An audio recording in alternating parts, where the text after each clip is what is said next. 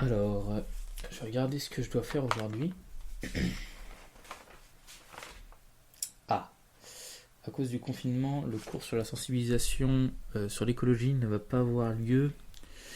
Faut donc que j'envoie le cours et les exercices aux parents des élèves de ma classe de CE1, CE2 pour qu'ils leur fassent cours à la maison.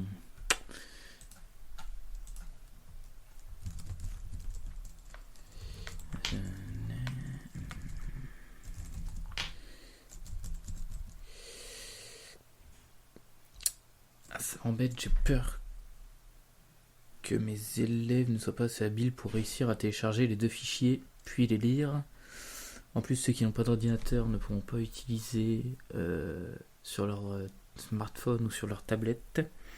Ça serait super si j'avais un logiciel éducatif beaucoup plus simple d'utilisation à leur donner, et ça soulagerait les parents qui n'auront plus besoin de faire cours à ma place.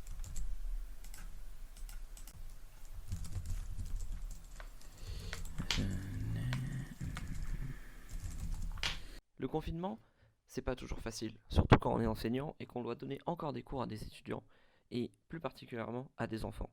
Grâce à ce logiciel éducatif, Premier Pas Écologie vous permet de donner des cours et des exercices sur l'écologie et l'environnement, et vous permettra de façon ludique d'aider vos élèves, que ce soit sur tablette, téléphone ou ordinateur. Alors suivez-nous dans cette présentation de ce logiciel. Nous voici dans le cours sur les animaux. Ici, nous présentons à l'élève différentes espèces menacées de disparaître à cause de l'homme, hélas, comme par exemple le tigre, l'éléphant, ou même d'autres types d'animaux, comme le requin. Maintenant, intéressons-nous à l'exercice lié à ce cours. Le principe de l'exercice sur les animaux est très simple. Il suffit d'entourer les espèces d'animaux menacés par l'homme.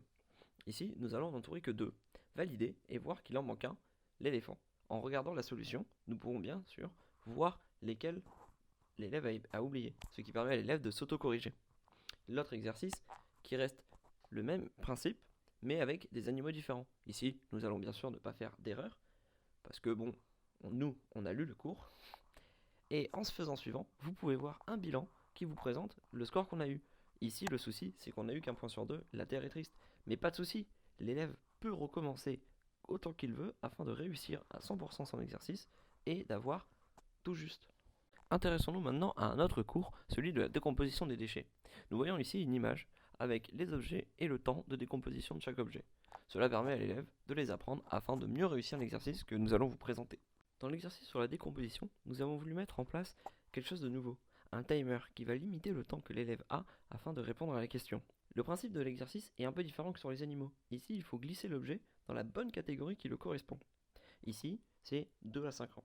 Et le principe suivant reste le même. On valide et la correction apparaît. Nous avons aussi rajouté un le sais-tu qui permet d'avoir plus d'informations sur l'exercice fait ici sur le chewing-gum.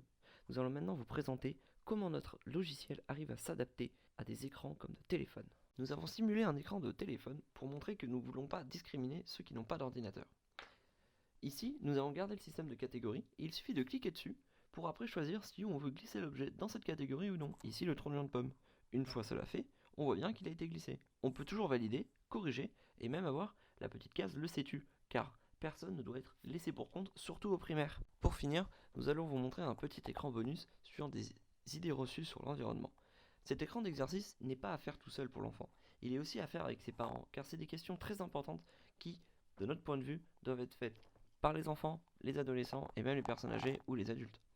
Ici, par exemple, nous avons une question sur les panneaux solaires. Dans le Nord, les panneaux solaires sont-ils utilisables? Bien sûr, la réponse est vraie.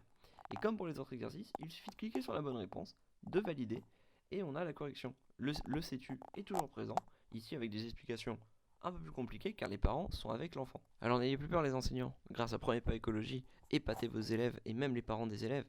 Donc n'hésitez plus, appelez-nous et achetez ce logiciel au plus vite pour devenir le meilleur des profs. Le confinement ne doit pas avoir raison de l'enseignement.